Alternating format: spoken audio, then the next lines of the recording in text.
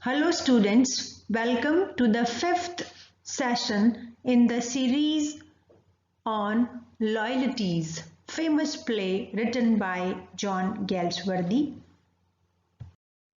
This drama in 3 acts presents before us a very vivid, moving and thrilling situation as we have seen in the previous 2 sessions while analyzing the first 2 acts of this play.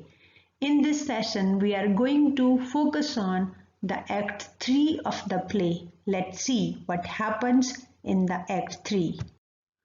Act 3 takes place in the city of London. Students, it is divided into 3 scenes. First 2 scenes take place at Jacob Twisden's office. Students, if you remember in the session 2, while talking about the characters of the play, we have already discussed that Jacob Twisden is a lawyer. So the 2 scenes, they take place at his office only. And the scene 3, the final scene, the climax point of this play takes place at Dancy's flat. Now let's see what happens in the scene 1 of the play. Scene 1 opens at Twisden's office.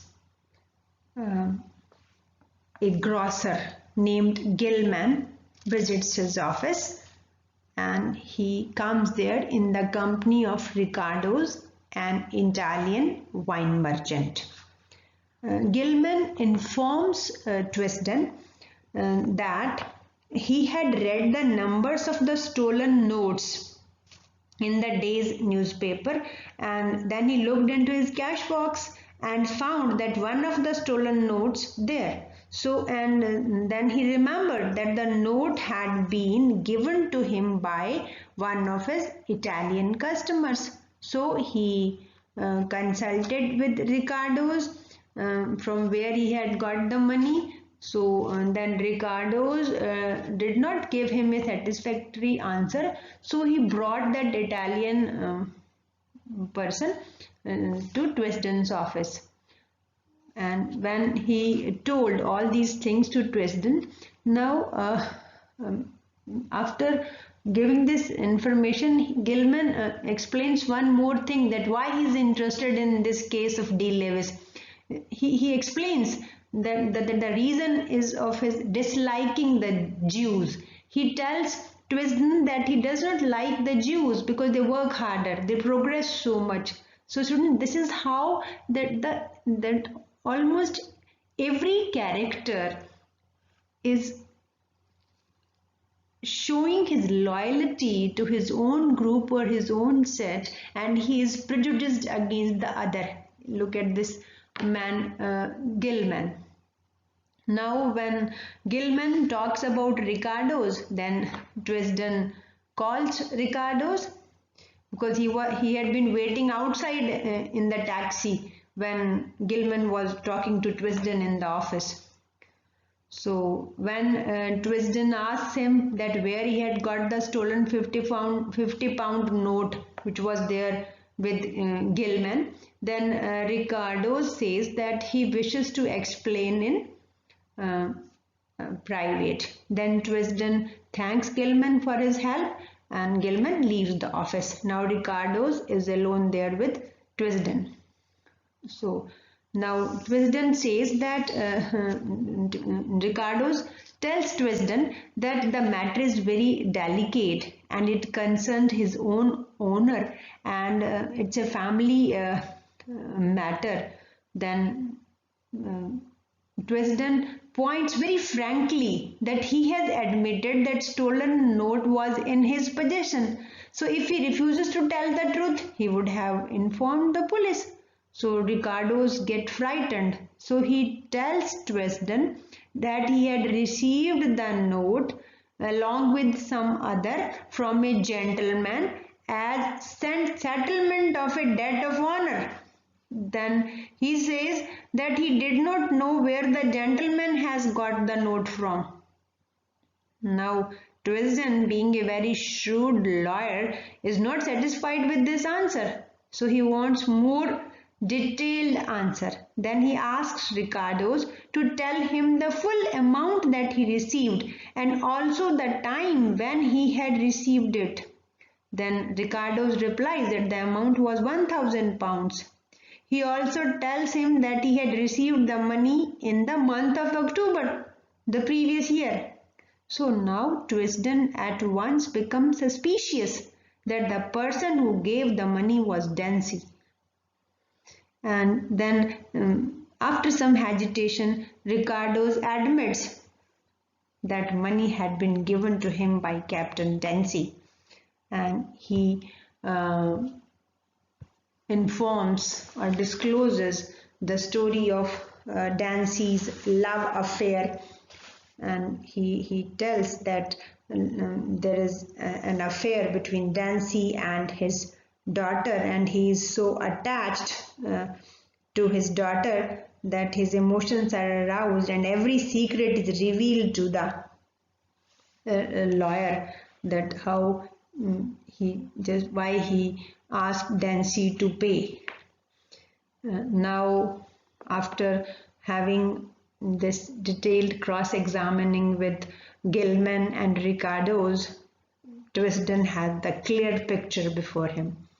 So it is now perfectly clear to Twisden that D. Lewis' money had been stolen by Dancy. So Twisden decides, first he have a discussion with his associate Graviter, then he decides to inform Dancy and Sir Frederick, their counsel, about the complete reversal of the case in view of the recovery of the notes from Gilman and Ricardos. When he decides to telephone Dancy, that the same moment his wife Mabel enters Twisden's office and he tells him that Dancy has gone with his friend and he's not there in town, he will come tomorrow. Meanwhile, Twisden's associate Graviter indirectly suggests that the money should be secretly returned to De Lewis just to save the honor of Dancy, because Dancy is a Christian and they are all feel loyal towards their group or their set, social community, we can say. And but Twisden, he is a very loyal towards his profession, so he thinks that he must inform Sir Frederick, their counsel, about some new revelations, because he feels that professional honor comes first. So students, this is how this scene 1 of the Act 3 ends with a note of implicit faith in professional loyalty on the part of Twisden, and this scene has opened with the complete reversal of the situation, that how the whole problem is just opened up, that how Dancy, who was earlier, people were in this impression that De Lewis is just accused him out of prejudice, out of his hatred for the Christian, but in reality he has stolen De Lewis' money. Now the Act 2. Act 2 is also set in Twisden's office. Now Twisden calls Dancy and he presents to him quite dramatically the 2 notes which he received from those people, Gilman and Ricardos. When he just looks at the money, he is just shocked. Then Twisden mentions in detail to Dancy that there are certain he has observed that it seems that there were certain circumstances which drove Dancy to steal the money, and he points out 4 reasons, 4 circumstances. First, he wanted to show his bravery, Dancy wanted to show his bravery by jumping across the balconies on a dark night. And secondly, Dancy possibly felt that since he had sold the horse or sold that very mare, Rosemary, to D. Lewis in the first place, and he had a right to the profits that D. Lewis made on Rosemary. And thirdly, Dancy wanted to pay the money to Ricardo's to fulfill his promise and thus save his honor. And fourth, he did not want his wife Mabel to learn of his love affair with Ricardo's daughter from Ricardo's. So then Dancy admits that he had stolen the money for exactly these reasons. So now everything is very clear. Dancy has confessed before the liar. So Twisden now advises Dancy to immediately leave for Morocco and enlist himself there as a soldier. But Dancy decides to go to his wife Mabel first. Meanwhile, General Canning, Graviter, Major Colford and Margaret Orme, they arrive there. Now, there is an argument between Major Colford and Twisden about Dancy's case. Colford blames Twisden for not playing the game properly. Then Twisden justifies his position on the grounds of professional etiquette. According to Colford, that Dancy must be defended because he was a soldier and any help given to him was a patriotic action. But Twisden swears by the dignity of law and its profession. Meanwhile, Margaret, she also shows her sympathy for Dancy along with General Canning.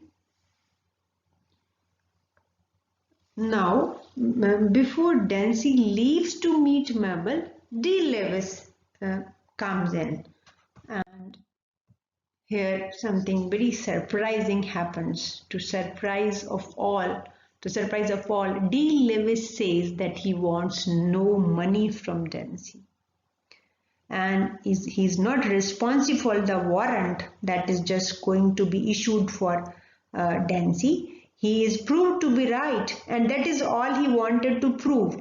And then he assures all those people that he was not actuated by the Christian virtue of forgiveness. He was actuated by the ideals of life which a Jew follows. And then he just makes the people, compels the people to believe in his goodness. But Dancy, he is just standing speechless over there. He does not make any answer to D. Lewis. So D. Lewis just leaves that place with the pride in correctness of his stand. Now Dancy too leaves Twisden's office and he goes out to his wife Mabel. So this is how the scene 2 is over, and now the next scene is shifted to the sitting room of Dancy's flat. The important point in this scene is Dancy's confession to Mabel. Dancy tells Mabel the whole story, that how he is involved with the daughter of that wine merchant and how he has just stolen that money. All those things they just narrate. He just tells to Mabel. And after listening the whole story, Mabel declares that she will continue to have faith in Dancy. She still has faith in Dancy. And when they were having this very discussion, the police inspector comes with an arrest warrant. Then Dancy asks Mabel to delay the inspector for a while and he leaves the scene. Now Mabel and inspector are there. So Mabel implores the inspector in a very appealing and cringing manner that the inspector might give her half an hour. But the inspector tells Mabel firmly and politely that he must arrest Dancy. meanwhile, the other people, Colford and Margaret, have also come over there, and in the bedroom, the turning of the lock is heard. Jancy unlocks an almirah and takes out a pistol, and he shoots himself. And this noise of the shoot terrifies everybody. Mabel and Colford enter the room from where they have heard the noise of shoot, and they find the dead body of Dancy over there. Mabel faints. Dancy meets his tragic end. And Dancy leaves a note for his friend Major Colford. That lady, society girl, Margaret Orme, reads the note. The note goes like this: Dear Colford, this is the only decent thing I can do. It is too damned unfair to her. It is only another jump. A pistol keeps faith. Look after her. Dancy has committed a crime, and he feels that he has deceived his wife throughout the year, so he can't live with this very crime, this very feeling in his heart that he has cheated his wife. So he just, for the sake of his loyalty towards his wife, he just committed this suicide. This is how the story ends, on a tragic note. The police students, in this very scene, we have seen that how well structured the plot is. That after a complexity, after a suspense, dramatically the complete reversal of the situation opens the knot. And at the same time, the police inspector and Twisden are presented as men of professional loyalties, as loyalty is the key theme of this play. And in the presentation of the character of D. Lewis, Galsworthy takes an idealistic view of human nature. He presents him as a compassionate Jew. If you remember that how even William Shakespeare has presented Shylock as a very cruel, cold-blooded Jew, but quite contrary to the image of Shylock, D. Lewis is a compassionate fellow who just forgives Dancy and behaves or shows his humanity.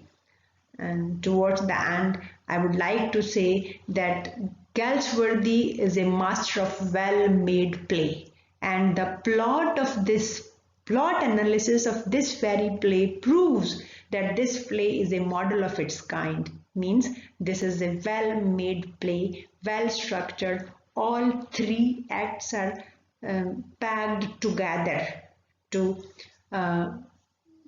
enhance the appeal of this play.